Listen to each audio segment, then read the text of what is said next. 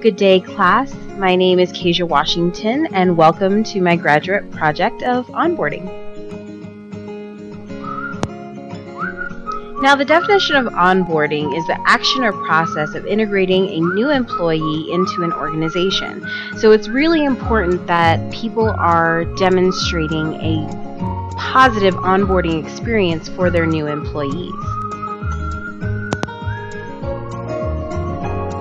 Overall, my mission for this graduate project is to inform my peers in the importance of onboarding in the workplace and how that contributes to retention.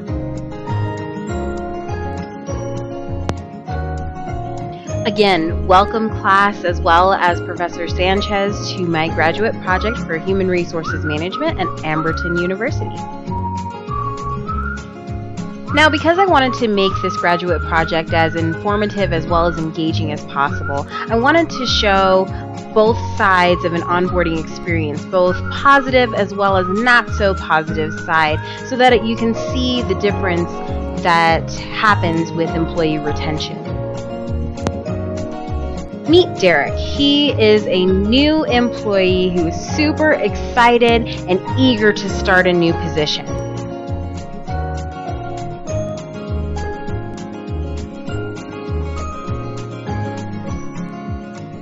For anyone, that first day is so crucial to your employment. You can be really scared as well as really excited for this new position. And depending on how it goes, it will set the tone for how you are as an employee in your productivity moving forward. That very first day, Derek is introduced to his entire team, his co-workers, his supervisor, his manager, as well as his director. This is such an important piece when onboarding a new employee onto your staff. You want to make sure that they are included in every way. That very same day, Derek is shown around the office where everything is, as well as being introduced to the leadership and executive staff.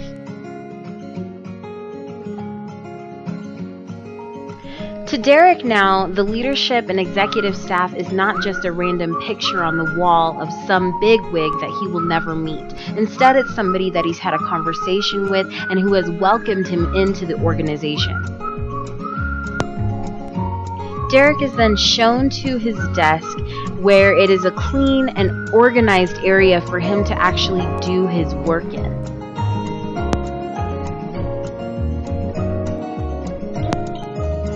His supervisor comes by throughout that first day just to check in on him, to see how he's doing, to see how he's getting along, what things that he's learning, what things he may need assistance with. And she does that every morning or every day during that first initial 30 days to 90 days. She does this to keep Derek engaged as well as building that rapport with her new employee. When it comes to retention, that onboarding experience of that first 90 days is so crucial for the new employee, whether they're staying or going.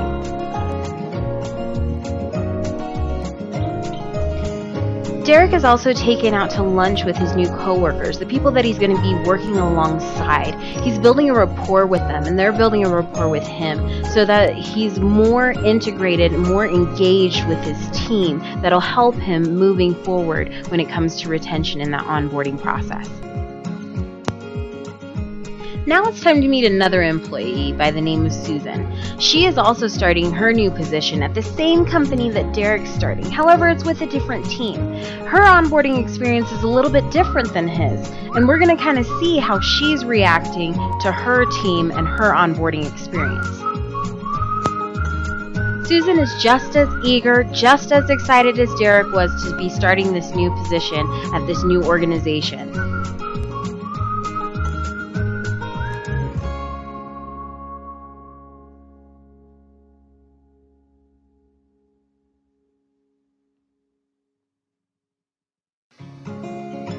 Susan also meets her team for the very first time on the first day.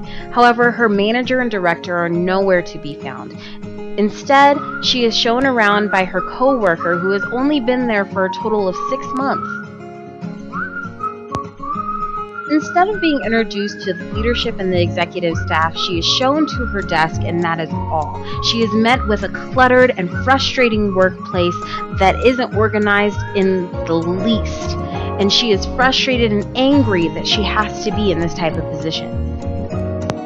She sits down in this cluttered work area and finds that her computer has no access. She has access to absolutely none of the software that should be available to her. None of her managers or her directors are coming by to see if she's doing okay or if she's actually making do with what she has. By lunchtime, Susan finds herself alone, once again, not meeting any new coworkers or seeing any new faces. Instead, she is in the break room by herself, figuring out if she actually wants to stay at this organization or not. Both of these examples are very true in the workplace. It depends on who's going to stay and who's going to leave in that first 90 days. The role of onboarding practices, as well as improving retention are the main points that are going to be focused on in this graduate project. The role of onboarding. Why is this so important? Onboarding can be either effective or poor depending on how it is conducted. Poor onboarding experience will probably lead to an employee leaving within that first 90 days. An effective onboarding, you have someone who is productive as well as longevity built with that employee. In 2010, the Society for Human Resources Management conducted a study to see how many employees are leaving based on a negative onboarding experience in the first 120 days. It was found that 50% of hourly employees leave their position within that first 120 days, and 50% of senior staff hired on from the outside would leave their position within 18 months. When new hires leave, whether they're hourly or senior staff, human resources professionals find themselves frantic, looking for someone who is new and will stay for a long period of time. The onboarding experience is the piece that's missing in keeping people on for a long time.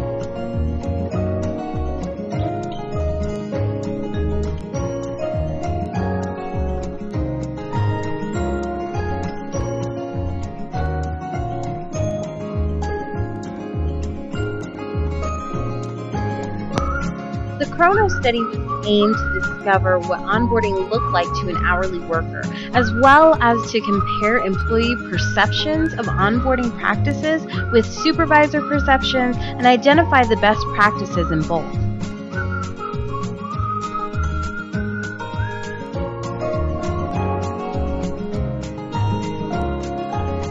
The scientists visited over 22 various locations and interviewed over 130 hourly employees and 59 supervisors, asking questions about the duration of the onboarding program. Was the supervisor there? Was the expectations met? Was the satisfaction and their performance evaluated during the onboarding program?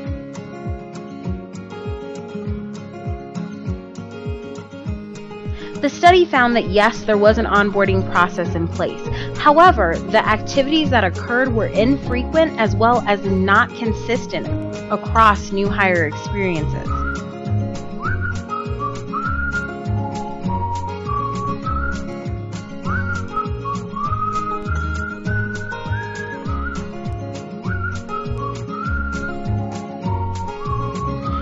Dale Janiski and Steve Dunn created a new hire orientation program change model that is demonstrated in this next slide. As a job industry builds an environment for a new employee, it can change their innovation process and gets the model to rotate in a way that it goes into a cycle of how the employee reacts to a changing environment. When the market changes, the new hire orientation process has to change and adapt with it, or else there's no strategic growth or productivity for the organization moving forward.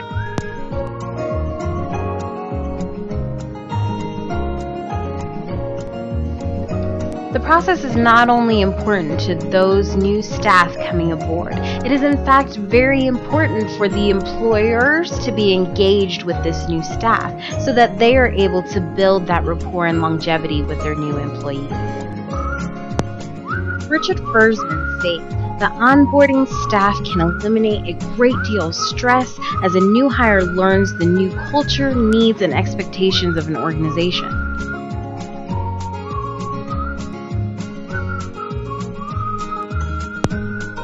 This is true for both staff and leadership alike. The importance of onboarding is to engage that new employee as well as to be engaged with that new person coming aboard.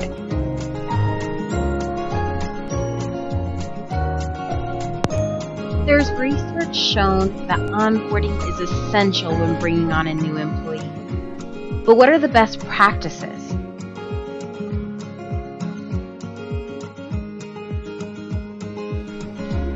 Onboarding is not a process that stops after one day. Instead, it is something that is continuing over a great deal of time.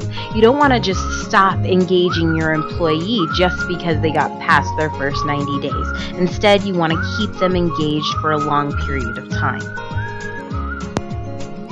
Successful onboarding has three main groups. It is to inform, to welcome, and to guide that new employee. And once it's done, you repeat it again. The first step is to inform.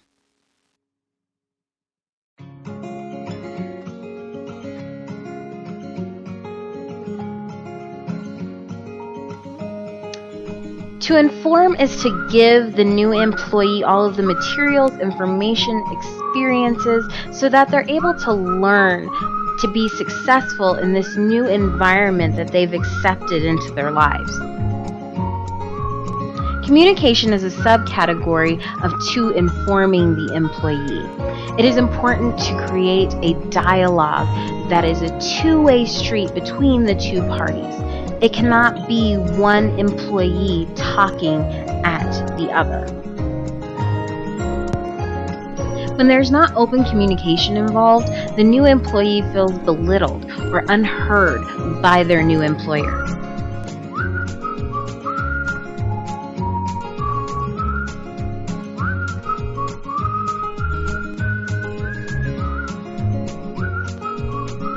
Another subcategory to being informed is to offer resources to that new employee.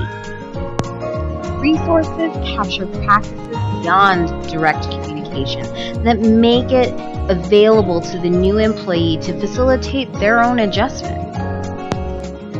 The last subcategory to inform is to train the new employee.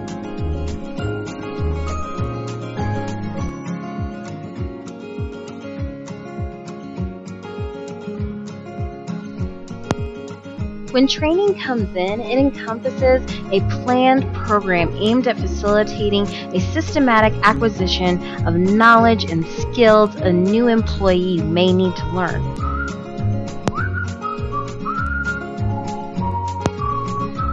The next step in the process is to welcome that new employee.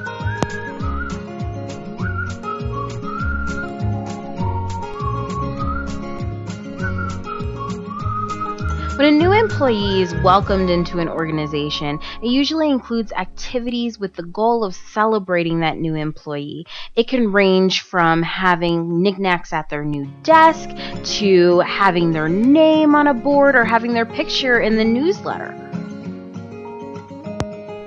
The new employee needs to feel like they belong, that they're not an outcast, a stranger to this organization. Instead, they are part of the team and part of the unit that is brought together to build the organization up. Even the simple act of introducing the new employee to all of the staff members or all of the staff members on the team or the leadership team is a practice that addresses the emotional needs of the newcomer. The last step to successful onboarding practice and processes is to guide that new employee.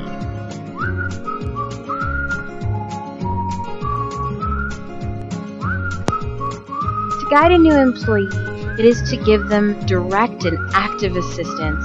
It could be assigning a buddy or even having a job shadowing experience, have them be hands-on and into the materials so that they're able to learn here at this new position. Even giving the new employee a layout or an organizational chart so that they're able to know exactly who to go to with these certain questions. If Jane reports to David, who is that newcomer going to go to if they're in David's department? More than likely, they're going to go to Jane. Ron Pereira, a career services director at Arapahoe Douglas Works, has an organizational chart spreadsheet for a new employee to view so they know exactly who they're going to be talking to depending on the situation that they may have. And it also includes pictures of that employee. When sound onboarding practices are in place, it can hugely affect the retention of that new employee. But how can that be done? New hires are not going to let the employers know on that first day that they're not going to be staying with the company. They won't even let them know that first week. It is important to pick up on those warning signs that this new employee is not going to be staying with the company for a long period of time. Prior to that first day, ensure that that new employee's area is clean and tidy. When it's not, the employee feels like they are not essential to this organization. It's cluttered, it's messy, and they are unhappy. When the new employee arrives and they find their area clean and tidy, they feel as though that they were expected with this organization. Have the current staff members know that there's going to be a new employee starting. It can make all of the difference not having someone come up to that new employee and ask, "Who are you?" Current staff as well as leadership in the organization are striving for excellence. Let the new employee know that they are a part of that.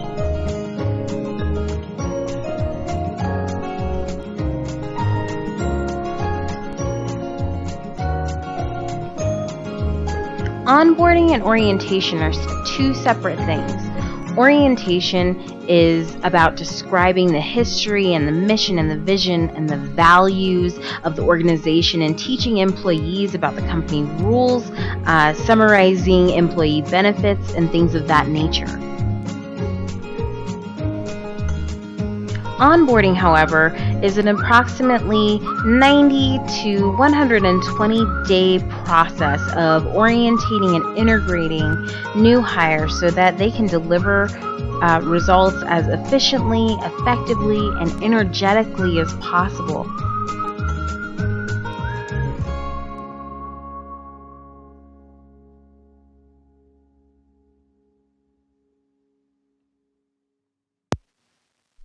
Onboarding processes do have the ability to fail. When a new hire is felt like a checklist, it's more like an orientation rather than an onboarding experience for them.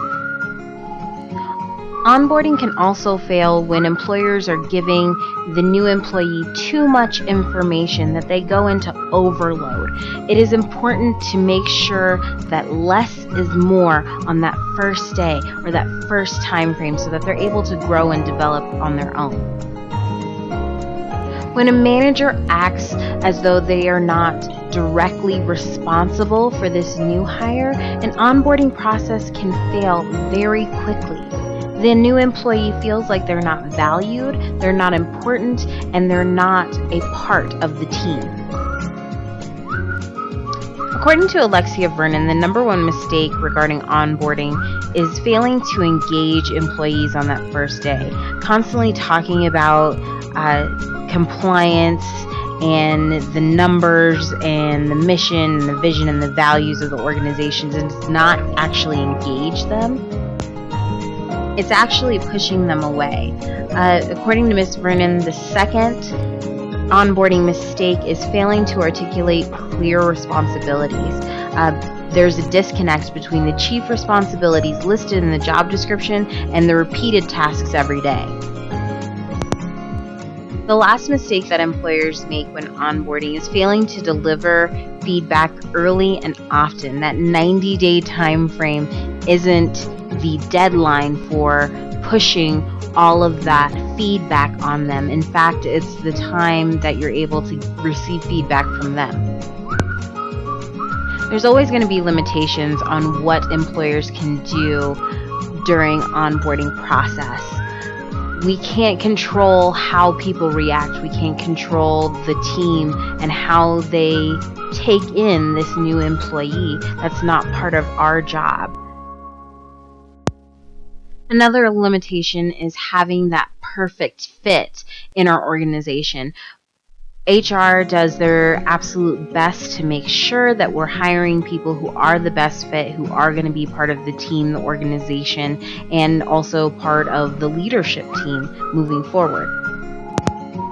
Onboarding in one type of organization may not work for another type of organization. Depending on how big or how small the agency is or the company is, it's going to determine how that onboarding process is going to work overall. The director of inclusion by the name of Nikisha Holliday said that her main points is establishing an inclusive workplace, gaining marketable skills for that new employee, and also long-term workplace success are the most important things. This graduate project definitely had me looking back at the different onboarding experiences that I've had in the past, from my very first job as a car hop at Sonic to my workforce development position that I'm in right now, and what the onboarding process actually looked like for me and what kept me there. I do want to ask the question to the class: if your onboarding experience at your current job right now set the tone on if you were going to stay there, or if in your first 30 days you were going to start looking for a new position. I also want to share with you a video that I found during my research regarding the onboarding experience and how it really does set that new tone for employees as they come into this new place of employment. Joe Minato, a practice leader with a talent company, says onboarding is one of the most overlooked components to talent management. He says HR plays an important role in making sure onboarding is delivered appropriately. Onboarding is one of the most undervalued, underappreciated aspects within talent. A lot of it is based on misperception. A lot of it is based on the ugly patterns of what's coming out of onboarding, which is it's an event. Most organizations want to get it over and done with very quickly and out of the way, and hence they falter by doing it. The reason why it's so important is really that it acts as a pipeline of future leaders within your organization. And if you don't treat your new hires properly, you're actually working in reverse, which is you're encouraging them to, in essence, leave. Joe says there are misconceptions around onboarding. Well, our studies have shown that most of these misperceptions are based on onboarding being realized more of orientation rather than onboarding. Orientation is more of a quick one and done type of event where an individual comes in and here's your security pass, here's your desk, here's your manager. Whereas onboarding is more of a process, a longer term process to really engage, retain, build programs to help teach and learn your new hires so that they can become future leaders. The orientation piece, it's a one-time event, it's quick. The onboarding is more of a journey. Good onboarding programs have some things in common. Mentoring and coaching, so establishing a direct line of who I as a new hire can look to answer my questions. Also, what does the next 3 and 6 months look like? How can we effectively teach me as the new hire what our core values as an organization is? What is the culture here? And really, how can you help to build some skills in me so that I can effectively collaborate with other individuals within the organization? It can't just be about here's a manual, here's your office, oh, and by the way, your access to your computer is going to be in 3 days because we messed up. It really actually is about building skills and helping to teach them to thrive and grow. And in effect, as you get into the 6 months and 1 year down the road, you're really looking at a future leader. Here are a lot of frequently asked questions regarding onboarding. Who is the onboarding process for? Well, the onboarding process is for all new, transferring, as well as returning employees, and it can be used as a quick reference for any employee in an organization. Is orientation deleted and onboarding kept? No. Everybody needs to know how they can not get fired, and I think that that's something that's really important. Going through those HR paperwork is part of the orientation process, but it's different than the onboarding with the team. What type of relationship is expected from the manager for the new employee?